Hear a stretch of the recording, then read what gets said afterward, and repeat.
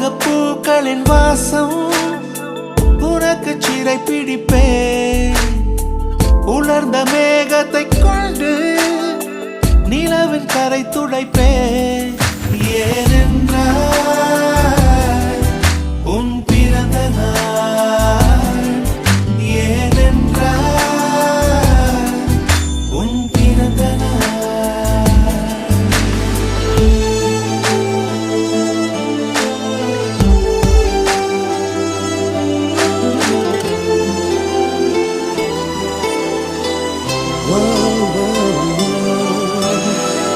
கிளை ஒன்றில் மேடை அமைத்து ஒளி வாங்கி கையில் கொடுத்து பறவைகளை பாடச் செய்வேன்.